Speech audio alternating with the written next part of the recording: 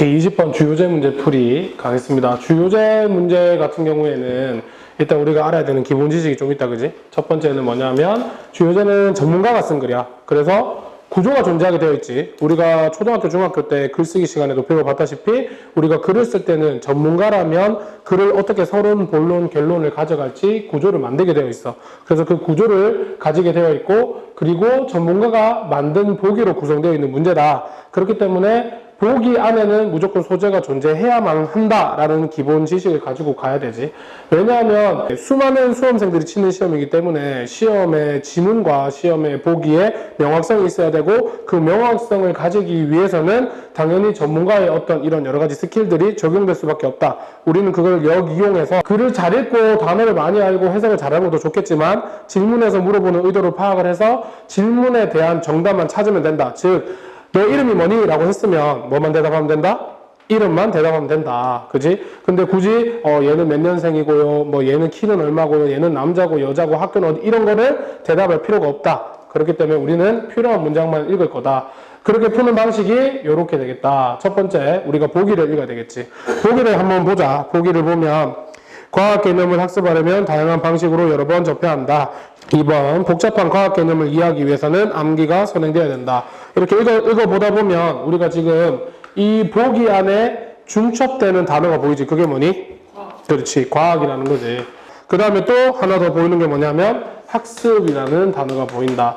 자, 일단은 보기는 한 개만 정답이고 나머지 네 개는 오답이다, 그지? 그래서 그 오답 중에 우리가 항상 문제를 풀어보면 한두 보기에서만 답이 헷갈린다. 그렇기 때문에 여기에서도 한두 또는 세 보기 정도 이상의 그 보기에서 중첩되는 단어가 있다라고 보여지기 때문에 이 두 가지의 키워드가 예측인 거지 확실히 이 글의 소재는 아니라는 소리다. 알겠지?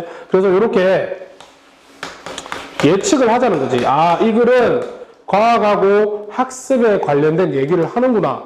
이렇게 예측을 해. 그리고 나서 우리는 어디 가냐면 첫 번째 문장을 읽는다. 첫 번째 문장은 왜 읽어야 되냐 하면, 우리가 글을 구성할 때 이 논설문의 첫 번째 문장에서 주제를 표현하는 경우 우리는 이거를 두괄식이라고 그런다. 그 다음에 마지막 문장에다가 내가 주장을 넣는 경우 이거를 우리가 미괄식이라고 그런다. 그 다음에 좀 어려운 경우지만 중간에다가 넣는 경우가 있다. 이거를 중괄식이라고 그런다. 근데 요즘엔 이렇게도 얘기를 잘 못 알아들어서 요렇게 위에 아래로 다 집어넣는 경우가 있다. 이걸 우리는 양괄식이라고 그런다. 그러면 퍼센테이지상 우리는 첫 번째 문장과 마지막 문장에 주제를 넣을 수밖에 없다라는 거 알겠지? 그렇기 때문에 항상 첫 번째 문장은 중요하다. 그래서 첫 번째 문장을 읽어서 우리는 이렇게 예측한 내용을 확인을 할 거야. 그래서 첫 번째 문장을 읽게 되고, 그리고 나서 아까 말한 것처럼 구조를 파악하기 위해서 스캐닝을 한다. 그지? 스캐닝은 어떻게 하냐면 우리가 일단은 주로 접속사를 스캐닝을 한다. 전문가가 쓴 글이기 때문에 글의 흐름을 바꿀 때는 무조건 접속사를 쓸 수밖에 없다. 우리가 일반인처럼 그냥 재밌게 읽기 쓰지 쓰는 문장은 여기 없기 때문에 접속사를 우리가 스캐닝해야 되고, 그래서 우리가 접속사를 찾고 나면 항상 문장 선택을 하게 되지. 뭐에 근거해서 문장 선택을 하게 된다? 글의 전개 방식을 파악한다. 그지? 즉, 이 구조를 파악해서 이 구조에 맞는, 즉, 글 전개 방식을 파악한 걸로 문장을 선택하면 그 문장을 읽고 우리는 정답을 내리게 된다. 라는 거지. 이렇게 간단하게 풀이 방법을 알려줬는데 실제로 한번 풀어보도록 합시다. 오케이. 그래서 우리가 보기를 보고 과학과 학습이 소재어라는 거 확인한 상태에서 이게 지금 예측된 상태니까 확인을 직접 한다. 그러면 첫 번째 문장의 첫 단어를 읽자마자 우리는 경각심을 가져야 된다. learning이잖아. 그지? 우리가 그냥 이거를 배우다로 알고 ing가 붙었으니까 배우는 것으로 해석하면 센스가 없는 거야. 그지? 이거를 우리가 어떻게 해석을 해야 되냐면 학습이라고 해석을 해야 되는데, 여기서 벌써 나는 너네가 멈췄으면 좋겠다는 거지. 왜냐? 우리가 소재어를 봤을 때 아까 전에 과학하고 학습이라고 소재를 잡았잖아. 근데 그 중에 뭐가 나왔어? 학습이라는 소재가 벌써 나와버렸어. 그러면 당장에 뭐부터 해야 돼? 보기 제거부터 해야 되는 거지. 그래서 우리가 보기를 보면 학습이라는 보기가 없는 게 벌써 2번, 4번, 5번이는 거지. 그래서 우리는 이 첫 번째 이 학습이라는 걸 보자마자 벌써 2번하고, 그지? 4번하고 5번의 보기를 삭제할 수 있다는 거지. 그러면 남아있는 게 뭐냐? 1번하고 3번이 남아있어. 그지? 그러면 그냥 읽는 게 아니라 내가 늘 말하지. 여기서부터 여기까지 잘 읽고 해석 다 하고 단어 많이 알고 우와 너 영어 잘한다 하는 시험이 아니라, 그지? 그래서 정답이 뭔데? 우리 문제 풀 때, 그지? 한 학생이 처음부터 끝까지 잘 읽고 해석 완벽하게 하고 문법까지 다 독파해서 풀었을 때 맞춘 사람이나 그냥 가다가 툭 찍었는데 맞춘 사람이랑 똑같은 취급이잖아, 맞지? 그래서 정답에 초점을 하는 생각을 하는 게 중요하다고 했는데, 그렇다면 우리가 1번하고 3번을 보고, 그지? 읽고 가야 된다는 거지. 왜? 질문이 요구하는 내용이 뭔지를 알아야 하니까. 그래서 한번 읽어보니까 1번은 과학 개념을 학습하려면 다양한 방식으로 여러 번 접하래. 알겠지? 그러면 1번에 얘기한 건 뭐냐면 다양한 방식이야. 다양한 방식을 얘기했고, 3번을 읽어볼게. 효과적인 과학 학습을 위해 기본 개념을 숙지하래. 얘는 기본 개념을 숙지하래. 자, 그러면 우리 머릿속에 이제 생각이 들어야 되는 건 뭐냐면, 다양한 얘기가 나오거나 기본 개념 얘기 나오거나 둘 중에 하나만 나오면 난 바로 정답 내리러 가는 거야. 알겠지? 이 글의 내용이 뭔지 몰라도 된다는 소리야. 자, 그래서 계속 읽어보면 학습은, 그지? 특정한 개념, 그지? 학습하는 거, 특정한 개념을, 예를 들면 이러한, 그지? 개념을 했을 때 여기서 물론 이과생들은 이 단어를 알 수도 있겠지만 이 단어를 모르다 하고 가정했을 때, 그지? 우리 이 단어 아예 몰라 라고 했을 때 이 단어가 갑자기 왜 툭 튀어나왔을까? 그 다음에 특정한 개념이라고 얘기했을 때 이게 단어가 뭘까? 고민할 필요 없지. 이거를 뭐로 볼 줄 알아야 된다? 얘를 과학으로 볼 줄 알아야 된다. 그래서 얘는 학습하는 거 특정한 과학 개념물이라고 했어요. 맞죠? 자, 여기서 착각하면 안 되는 게 뭐지? 특정한 개념이지 기본 개념이 아니지. 그지? 베이직 또는 베이스드 개념이 아니라 그냥 certain concept이라는 거. 그래서 계속 읽어보면, 그지? 그것은 요구한대요. 더 많은 것을요. 단지 하나의 노출보다는 하나의 노출 이상을 요구한대요. 자, 그게 무슨 말이죠? 다양함을 요구하는 거예요? 기본 개념을 요구하는 거야? 다양함을 요구하는 거지? 그럼 답은 몇 번?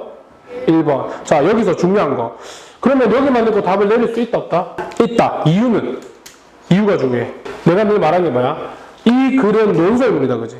논설문에는 무조건 소재어와 주제어로 구성이 되어 있는데, 소재어는 아무리 글이 바뀌어도 바뀔 수가 있다, 없다? 없다. 소재어를 바꿀 수는 없다라는 거지. 뭔 말인지 이해되죠? 그렇기 때문에 소재어로 풀었기 때문에 우리는 굳이 이 글의 전개 방식이나 이 글이 어떻게 흘러갈지 설마 이거 바뀌면 어떡해요? 라는 질문을 할 필요가 없다라는 거지. 이해되죠? 우리는 소재어로 풀었기 때문이야. 그래서 정리를 좀 해보자면 1차적으로 큰 중심 소재어가 과학 학습에 관련된 내용입니다. 맞지? 그 과학 학습 중에 이 필자는 뭘 얘기하고 싶었던 거야? 나는 학습에 좀 초점을 줄래? 라고 초점을 제시했고, 첫 번째 문장에 제시한 초점을 가지고 우리가 보기를 보니까 1번과 3번으로 나뉠 수 있었고, 그래서 이제 두 번째 부수 소재 1번에서는 다양한 접근을 얘기했고, 그 다음에 3번에서는 기본 개념 숙지를 얘기했다는 거지. 그래서 우리가 계속 읽어봤더니 아니나 다를까 여기 뒤에서 한 가지의 노출 이상, 즉 다양함을 얘기를 해버렸기 때문에 부수 소재어로 우리는 보기를 가릴 수 있다는 거. 이게 제일 중요한 부분이야. 일단은 스캐닝 한번 해볼게. 그지? 우리가 글 전개 방식 파악해야 되니까. 자, if 있고, 그 다음에 또 each 있고, 그 다음에 없죠? 그러면 자, 얘도 예시고 얘도 예시다, 그지? 그러면 글의 전개 방식이 뭐지? 순행이 된다. 맞나? 순행은 위에는 제너럴하게, 그지? 일반적인 얘기를 하고 밑으로 내려가면 스페시픽, 구체적인 얘기를 한다. 맞지? 그러면 마지막 문장 그냥 읽어도 되겠죠, 우리가 그냥 이때는.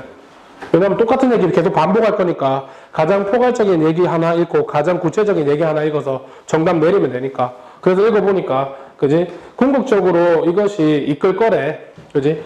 이러한 부수적이고 뭐 이러거는 이해를, 그지? 복잡하고 그 다음에 이러한 개념에 결론은 어떻게 내려버렸어? 이렇게 하면 이해할 거라고 내려버렸지. 맞지? 그러면은 지금 요 마지막 문장으로는 우리가 뭐를 알 수가 없어. 학습을 어떻게 해야 되는지 알 수가 없다, 그지? 그러면 하나 더 읽어야 된다. 맞나? 하나 더 읽어야 된다. 어디 읽을까? 각각 뭐 읽을까? each 이벤트 읽을까? 자, 각각의 이벤트는 허락한대요. 그지? 학생들이 실험 또는 조사해 볼 수 있도록 그 개념을 다양한으로 볼 수 있겠나, 이거를. different를. 여기서는. 그지? 다른 인식에서. 그게 다양함이란 거. 이게 기본 개념이 아니라 다양한이라는 개념으로 볼 수 있다는 거 알겠지? 근데 우리는 이거 읽으나마나 뭘 알고 있지? 이 똑같은 얘기를 계속 무한히 반복할 거라는 걸 알고 있지. 우리 해석 속도 이제 빨리 나와야 되니까 확인 한번 해보자. 만약 한 학생이 하려고 한다면 한 과학의 개념을 그 또는 그녀는 실험할 거야. 그것을 아주 다양한 방법으로. 벌써 다양한 방법 하나 또 나왔다. 그리고 그 다양한 컨텍스트, 환경으로 또 다양함이 나왔다. 이것은 하나의 그 강점 중에 배우는 사이클에, 즉 그게 뭐냐면 학생들은 직접 가진데 직접적으로 경험을 그 개념에, 그리고 나면 그들은 이야기한대, 그것에 대하여. 그리고 나면 그들은 심지어 더 많이 직접적으로 경험을 한대. 읽는 거, 그 다음에 보는 거, 그 다음에 비디오로 보는 거, 그 다음에 듣는 거, 다른 사람의 생각들을, 그것은 기여를 한대. 더 그 견고한 확실한 이해를, 그 개념에. 이것은 제한한데 더 많은 반복을. 됐지? 자, 여기서까지 계속 나오는 말이 뭐야? 더, 다양히, 많이, 맞지? 그래서 반복보다 더 많이 된대. 많이, 다양. 똑같은 얘기 계속 반복하고 있다는 거지. 그래서 쌤이 늘 하는 얘기가 뭐다? 이 논설문을, 그지? 모든 필자 또는 심지어 뭐 우리가 논설문 듣는 입장이 있을 때도 똑같은 말을 계속 반복하면 지루하기 때문에 약간 좀 다른 방식으로 표현이 달라지는 거지. 하고자 하는 말, 즉 소재와 하고자 하는 주제는 달라질 수 있다 없다? 없다라는 거지. 맞나? 그 와중에 내가 강조하고 싶은 거, 이번 6문을 진짜 잘 풀 수 있었던, 그지? 힘이 있는 친구들은 소재를 진짜 잘 잡은 거야. 소재를 잘 잡아서 소재어를 가지고 문제를 풀었다면 6문은 정말 쉽고 빠르고 편하게 풀 수 있었고, 이 소재어 흔들리고 주제어 가지고 고민을 많이 했으면 어떻게 됐다? 계속 자빠지는 거야. 여기서도 우리가 확인해 봐야 되는 건 각 문장에서 다양함이라는 말을 여러 가지 방식으로 표현했다라는 거. 그거를 영어 글쓰기 기술 중에 가장 흔한 기술, paraphrasing이라는 기술로, 그지? 바꿔쓰기 또는 다시 쓰기라는 기술로 표현했다라는 거. 그지? 그래서 똑같은 문장을 계속 읽을 이유가 없고, 그래서 우리는 그냥 이 문장에서 중요한, 즉 내가 문제 푸는데 필요한 단서를 말해주는 문장만 선택해서 읽어서 정답을 내리면 된다는 거지. 그게 이 주요제 문제풀이의 포인트였다.